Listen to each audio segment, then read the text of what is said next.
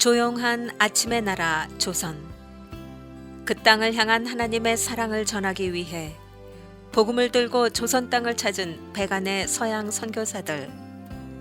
아직은 쇄국 정책과 신분 제도로 인하여 종교의 자유가 없던 조선 땅에 교육과 의료를 통한 복음 사역으로 조선 땅의 아픔과 미래의 희망을 전해주던 그들. 나라를 잃은 조선 백성을 위해 목숨을 걸고 일제에 저항하며 3.1운동의 배후 혹은 조력자였던 그들. 목숨을 위해 신사참배를 강행하던 조선 땅에 진리를 위해 신사참배를 거부했던 그들. 조선 땅에 복음을 전하기 위해 자신의 목숨을 돌보지 않고 땅 끝까지, 그리고 한 생명이라도, 그리고 모두가 버린 나병 환자까지 끌어안은 그들. 아버지를 이어 4대가 한국 땅을 섬기던 그들. 약혼자의 죽음을 이어 조선 땅에서 버려진 고아와 과부를 돌보던 그들. 간호사를 양성하며 조선 땅의 보건 증진을 해온 그들. 한국의 생명을 전한 위대한 선교사 50인의 이야기를 만나보십니다. 오늘은 게일 선교사를 여러분께 소개해드립니다. 제임스 게일은 1863년 2월 19일 캐나다 동부 온타리오주 알마라는 농촌 지역에서 태어나 1884년 토론토 유니버시티 칼리지에 입학하여 1888년 6월에 문학사 학위를 받고 졸업을 했다. 대학 시절에 이미 선교에 대한 열정을 품고 있던 게일은 1885년 프랑스에서 반년을 보내면서 프랑스 지역 선교를 위한 맥콜 선교단에서 활동했고 1887년 학생 선교 운동의 선구자인 프린스턴 신학교의 윌더와 폴만이 토론토를 방문한 이후 한국 선교 사역을 구체적으로 결심하게 되었다. 토론토 대학 YMCA의 후원으로 1888년 12월 15일 부산에 도착한 게일은 몇 번의 안식년과 해외 일정을 제외하고 자기 인생의 절반이 넘는 40년의 세월을 한국에서 보내면서 한국 개신교 형성기의 중추적 역할을 감당했다. 한국명 기일은 낯선 자 혹은 기이하거나 놀라운 사람으로 풀이될 수 있다. 게일은 한국 개신교의 형성, 성서 번역, 동서양의 가교 역할에서 참으로 위대한 인물이었고 동시에 어느 교단이나 특정한 신학 사상에 얽매이지 않는 자유롭고 낭만적 나그네의 면모를 가지고 살아갔다. 게일은 한국의 여러 곳을 심도 있게 여행했다.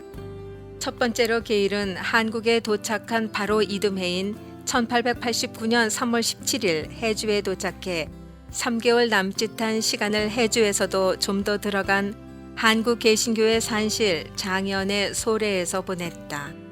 소래는 바로 캐나다 선교사 맥켄지가 소천한 곳이다. 이 기간 게일은 한국어와 한국 문화, 한국인, 그리고 한국 기독교의 초기 상황을 배웠는데 이때의 경험이 게일의 반평생 한국에서의 활동의 기틀을 마련해 주었다. 그리고 바로 이곳에서 평생 그의 학문적 동반자로 사역했던 이창직을 만났다. 두 번째로 1891년 2월에서 5월까지 사무엘 마펫과 서상윤과 함께 평양과 만주에 이르는 2천만 킬로미터의 대장정을 진행했다.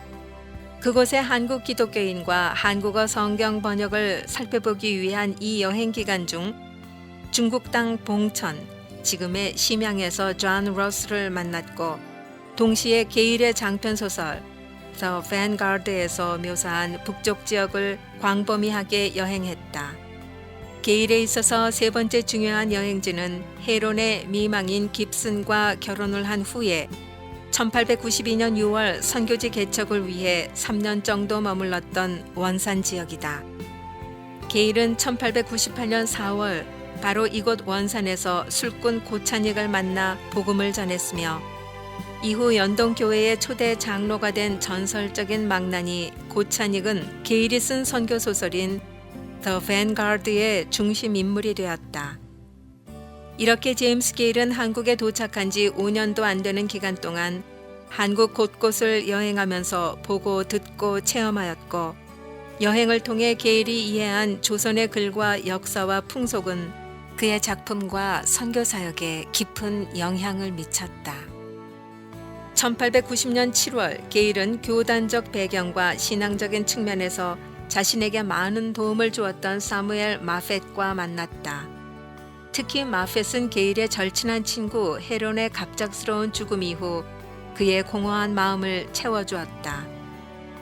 마펫이 학장으로 있던 예수교 학당에서 게일은 영어를 가르치면서 성서공회 번역위원으로 활동하기 시작했다. 그리고 자신을 파송한 YMCA 선교부가 해체되고 약속한 재정 지원을 중단할 수밖에 없는 상황에 이르자 게일은 마펫의 도움으로 1891년 8월 31일 미국 북 장로교 선교사로 임명되어 안정적인 선교 활동을 할 수 있었다. 게일은 1897년 5월에 안식년으로 미국에 건너간 후 미국 인디애나주 뉴 알바니 장로교 노회에서 마펫의 주관으로 목사 안수를 받았다.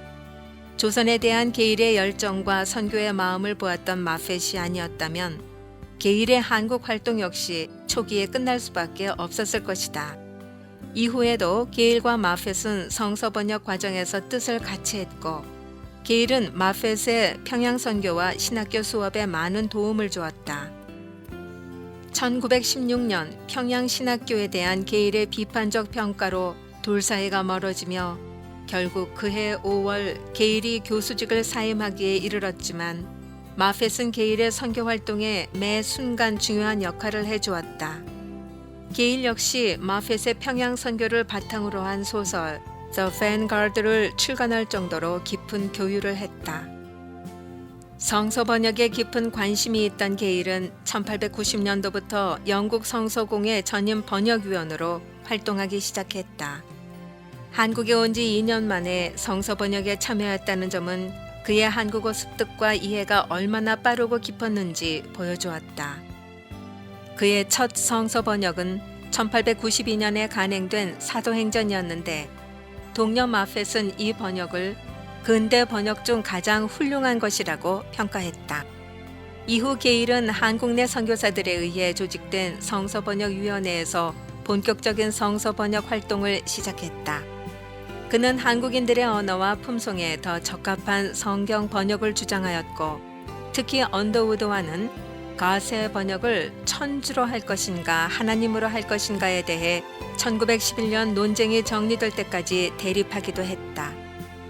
언더우드와 더불어 한글 영어 자전을 편찬했던 게일은 한국인과 한국어에 대한 자신의 경험과 이해를 강하게 믿었다. 이후 성서 번역 과정에서 게일은 축자적 번역에 대한 비판을 제기하며 영국 성서 공회와도 대립했고 결국 자신의 성서 번역 방식을 받아들이지 못하는 성서 공회를 뒤로하고 1923년 성서번역위원회 의장직을 사임했다.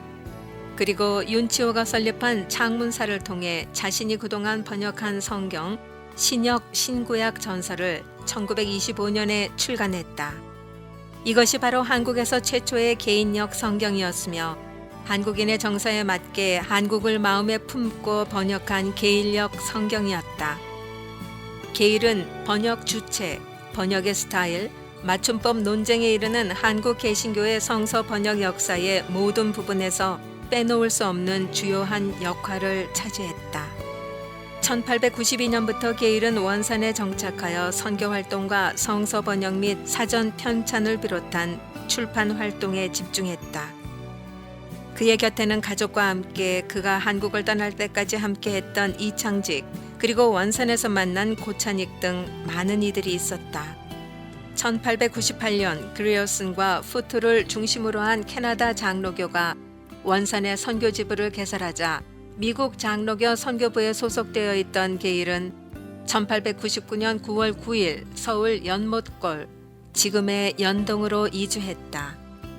그리고 1900년 5월 서울 중심부 연못골 교회, 즉 지금의 연동교회의 담임 목사가 되어 1927년 한국을 떠나기 전까지 이곳에서 봉사했다. 그는 연동교회 담임 목사로 사역하는 기간에도 사회의 재반 분야에 관여해 활동했으며 벙커 선교사와 함께 이상재, 이승만 등 당시 개화파 지식인이 수감되어 있던 한성 감옥에 근대 서적, 성경, 기독교 서적을 보급하고 교육하여 지식인들의 개종을 이끌었다. 이는 낮은 계층의 사람들에게 전파되어 있던 기독교가 지식인 계층으로 확대된 결정적인 계기가 되었으며 기독교가 민족의 자주 독립을 위한 통로 역할을 하도록 했다.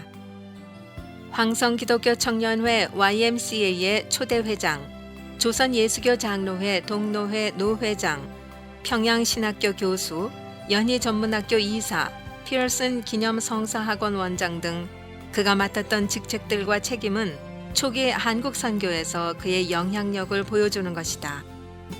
1927년 미국 선교부와의 계약 기간을 1년 앞두고 연동교회를 사임하며 게일은 내 언제까지 내 마음에 한국을 이라는 말을 남기고 한국에서의 기나긴 사역을 정리했다. 한국 사회와 시대상을 어느 내국인보다 더 객관적으로 그려주고 한국의 이야기를 서구 세계에 알리며 서구의 문학과 기독교 작품을 한국 사회에 알려준 가교 역할을 게일보다 더 훌륭하게 해낸 사람은 없을 것이다. 게일은 그런 의미에서 명나라 말 중국에서 기독교 작품을 위주로 중국과 서양 세계 사이에 가교 역할을 담당했던 마테오 리치와 비견할 만하다. 게일이 1895년 완역해서 소개한 철로 역정은 한국어로 번역된 최초의 서양 서적이었으며 선교 현장에 엄청난 영향을 미쳤다. 또한 구운몽을 영어로 번역하여 한국 문학을 해외에 최초로 소개하였다. 심지어 조선시대 도깨비와 민담 등을 영어로 번역해서 세계에 알리고 동시에 한국인의 정신의 밑바닥을 알고자 했다. 이런 의미에서 우리가 게일을 한국의 마테오 리치라고 부르는 것은 결코 지나친 일이 아닐 것이다. 이러한 일들은 한국 사회를 깊이 있게 알고자 했던 게일 자신의 열정과 그의 타고난 문학성 때문에 가능했다. 게일은 한국 사람들을 알기 위해 그 어느 선교사보다 현장을 더 많이 여행해서 직접 경험하고 한국의 풍습과 관습을 더 객관적으로 살피는 작업을 게을리하지 않았다. 게일은 선교사에게 현장이 얼마나 중요한지를 잘 보여주는 사람이다. 그렇지만 게일의 한국 사역 초창기부터 그를 도왔던 한국 사람들의 헌신이 없었다면 그는 한국의 마테오 리치가 되지 못했을 것이다. 예를 들어 게일이 한국에 온 다음해인 1889년 해주와 소래 여행에서 이창직을 만난 것은 개인 차원뿐만 아니라 한국 개신교 역사에서 중요한 사건이었다. 게일은 이창직과 함께 원산에서 사과지남과 철로 역정 작업을 진행했다. 이창직 외에도 이원모 역시 게일의 작품 활동에 중요한 인물이었다. 현재 그의 대부분의 저서는 워싱턴 국회 도서관과 그의 모교 토론토 대학교에 소장되어 있다. 한국을 가장 잘 이해하고 서구 세계와 한국을 연결하려 했던 선교사 게일을 우리는 얼마나 이해하고 기억하고 있는가 되돌아본다. 긴 항해를 견디며 동양, 그 중에서도 닫혀진 은국의 나라 조선에 도착한 한 청년이 67세의 나이가 될 때까지 낯선 언어를 배우고 문화와 역사를 익히며 그 가운데에서 하나님이 이 땅에 심어놓은 복음의 섭리와 진리의 빛을 찾아내었다. 그리고 이 닫혀진 은국의 나라가 아시아 복음의 중심이 될 가능성을 보았고 서구의 많은 사람에게 한국을 알려주었다. 한국의 마테오 리치 게일은 동양과 서양, 은국의 땅 한국과 세계, 그리고 지상과 천상을 연결한 견실한 달이었다.